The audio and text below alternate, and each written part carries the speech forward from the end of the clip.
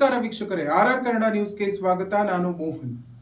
ಮಧ್ಯಪ್ರಾಚ್ಯದಲ್ಲಿ ನಡೆಯುತ್ತಿರುವ ಯುದ್ಧದ ಪರಿಣಾಮ ಇದೀಗ ದೇಶದೊಳಗೂ ಸ್ಪಷ್ಟವಾಗಿ ಗೋಚರಿಸ್ತಾ ಇದೆ. ಎಲ್ಪಿಜಿ ಗ್ಯಾಸ್ ಸರಬರಾಜಿನಲ್ಲಿ ವ್ಯತ್ಯಯ ಉಂಟಾಗಿದ್ದು, ಇದರಿಂದ ಜನರು ಕೆಲವೊಂದು ತೊಂದರೆ ಅನುಭವಿಸ್ತಾ ಇದ್ದಾರೆ. ಈ ವಿಚಾರ ರಾಜಕೀಯ ಚರ್ಚೆಗೆ ತಿರುಗುತ್ತಿದ್ರು ತಜ್ಞರು ಮತ್ತು ಹಲವರು ಇದು ರಾಜ್ಯ ಅಥವಾ ಕೇಂದ್ರ ಸರ್ಕಾರದ ವೈಫಲ್ಯವಲ್ಲ, ಜಾಗತಿಕ ಪರಿಸ್ಥಿತಿಯ ಪರಿಣಾಮ ಅಂತ ಹೇಳ್ತಿದ್ದಾರೆ. ಇಂತಹ ಸಂಕಷ್ಟದ ಸಮಯದಲ್ಲಿ ರಾಜಕೀಯ ಪಕ್ಷಗಳು ಜವಾಬ್ದಾರಿಯುತವಾಗಿ ನಡೆದುಕೊಳ್ಳಬೇಕು ಎಂಬ ಅಭಿಪ್ರಾಯಗಳು ವ್ಯಕ್ತವಾಗ್ತಿವೆ. ಈ ಕುರಿತಾದ ವಿಶೇಷ ವರದಿ ಇಲ್ಲಿದೆ. ಮಧ್ಯಪ್ರಾಚ್ಯದಲ್ಲಿ ನಡೆಯುತ್ತಿರುವ ಯುದ್ಧದ ಪರಿಣಾಮ ಇಂಧನ ಕ್ಷೇತ್ರದ ಮೇಲೆ ಗಂಭೀರ ಪರಿಣಾಮ ಬೀರಿದೆ. ಹೌದು, ಮಧ್ಯಪ್ರಾಚ್ಯದಲ್ಲಿ ನಡೆಯುತ್ತಿರುವ ಯುದ್ಧ ಪರಿಸ್ಥಿತಿಯಿಂದಾಗಿ ಎಲ್ಪಿಜಿ ಸರಬರಾಜಿನಲ್ಲಿ ಸ್ವಲ್ಪ ಮಟ್ಟಿನ ವ್ಯತ್ಯಯ ಉಂಟಾಗಿದೆ ಎಂದು ಚಿಕ್ಕಬಳ್ಳಾಪುರ ಕ್ಷೇತ್ರದ ಲೋಕಸಭಾ ಸದಸ್ಯರಾದ ಡಾಕ್ಟರ್ ಕೆ ಸುಧಾಕರ್ ಅವರು ತಿಳಿಸಿದ್ದಾರೆ. ಜಾಗತಿಕ ಮಟ್ಟದಲ್ಲಿ ಕಚ್ಚಾ ತೈಲ ಮತ್ತು ಅನಿಲ ಸರಬರಾಜಿನಲ್ಲಿ ಅಸ್ಥಿರತೆ ಉಂಟಾಗಿದ್ದು, ಇದರಿಂದ ಎಲ್ಪಿಜಿ ಗ್ಯಾಸ್ ಪೂರೈಕೆಯಲ್ಲೂ ವ್ಯತ್ಯಯ ಕಾಣಿಸಿಕೊಂಡಿದೆ.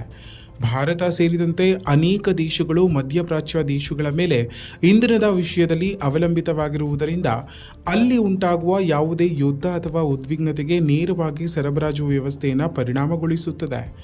ರಾಜ್ಯದಲ್ಲಿಯೂ ಗ್ಯಾಸ್ ಸಿಲಿಂಡರ್ಗಳ ಸರಬರಾಜು ಸ್ವಲ್ಪ ವಿಳಂಬವಾಗಿರುವುದು ಗಮನಕ್ಕೆ ಬಂದಿದೆ. ಕೆಲವು ಪ್ರದೇಶಗಳಲ್ಲಿ ಜನರು ಗ್ಯಾಸ್ ಸಿಗಲು ಕಾಯಬೇಕಾದ ಪರಿಸ್ಥಿತಿ ಎದುರಿಸುತ್ತಿದ್ದಾರೆ.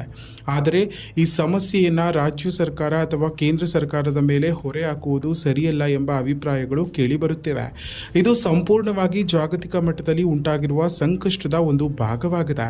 ಇಂತಹ ಸಮಯದಲ್ಲಿ ರಾಜಕೀಯ ಪಕ್ಷಗಳು ಜನರಲ್ಲಿ ಭಯ ಹುಟ್ಟಿಸುವ ಬದಲು ಅವರಿಗೆ ಸರಿಯಾದ ಮಾಹಿತಿ ನೀಡುವುದು ಮತ್ತು ಸಹಕಾರ ನೀಡುವುದು ಮುಖ್ಯವಾಗುತ್ತದೆ. ವಿಶೇಷವಾಗಿ ಕಾಂಗ್ರೆಸ್ ಪಕ್ಷ ಈ ವಿಚಾರದಲ್ಲಿ ಕ್ಷುಲ್ಲಕ ರಾಜಕೀಯ ಮಾಡುವುದನ್ನು ಬಿಟ್ಟು ಜವಾಬ್ದಾರಿಯುತವಾಗಿ ನಡೆದುಕೊಳ್ಳಬೇಕು ಎಂಬ ಮಾತುಗಳು ಕೇಳಿಬರುತ್ತಿವೆ. ಒಟ್ಟಿನಲ್ಲಿ ಈ ಸಂಕಷ್ಟವನ್ನು ಸಮರ್ಥವಾಗಿ ಎದುರಿಸಲು ಸರ್ಕಾರ ಹಾಗೂ ಜನತೆ ಜೊತೆಯಾಗಿ ಕೆಲಸ ಮಾಡಬೇಕಾದ ಅಗತ್ಯವಿದೆ. ಇನ್ನಷ್ಟು ಸ್ಥಳೀಯ ಮಾಹಿತಿಗಾಗಿ ನಮ್ಮ ಆರ್ಆರ್ ನ್ಯೂಸ್ ಕನ್ನಡವನ್ನು ಸಬ್ಸ್ಕ್ರೈಬ್ ಮಾಡಿಕೊಳ್ಳಿ. ಇದು ಪ್ರಪಂಚದ ಸಮಸ್ಯೆ.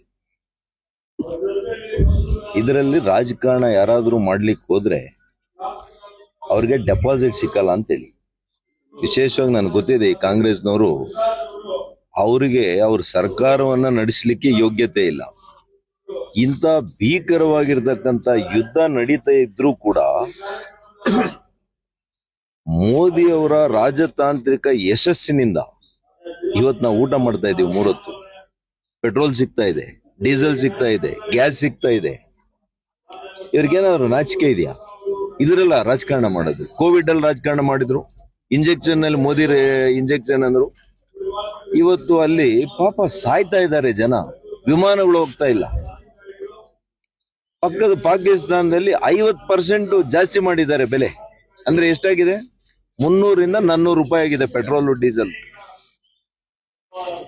ಹಾಗಾಗಿ ಇದೆಲ್ಲ ಕೂಡ ಎಮರ್ಜೆನ್ಸಿ ಸಿಚುವೇಶನ್. ಇವೆಲ್ಲ ತುರ್ತು ಸ್ಥಿತಿ. ಯುದ್ಧ ನಡೆಯುವಾಗ ತುರ್ತು ಪರಿಸ್ಥಿತಿ, ಆರೋಗ್ಯ ಏರ್ಪೇರಾದಾಗ ಆರೋಗ್ಯ ತುರ್ತು ಪರಿಸ್ಥಿತಿ ಇತ್ತು. ಇಂಥ ಸಂದರ್ಭದಲ್ಲಿ ದೇಶ ಒಂದಾಗಿ ವಿಚಾರ ಮಾಡಬೇಕು. ದೇಶ ಒಂದಾಗಿ ನಾವು ರಾಜಕಾರಣ ಮಾಡದೆ ಯಾವ ರೀತಿ ನಮ್ಮ ಜನರನ್ನ ಉಳಿಸ್ಕೋಬೇಕು, ನಮ್ಮ ಜನರಿಗೆ ಯಾವ ರೀತಿ ನಾವು ಸಹಕಾರ ಕೊಡಬೇಕು ಅನ್ನೋದ್ರ ಅಷ್ಟೇ ಇರಬೇಕೆ ಬಿಟ್ರೆ ಇದರಲ್ಲಿ ರಾಜಕಾರಣ ಮಾಡಿದ್ರೆ ನಿಜವಾಗಿಯೂ ಕೂಡ ನಾನು ಹೇಳ್ದಂಗೆ ಡೆಪಾಸಿಟ್ ಬರಲ್ಲ.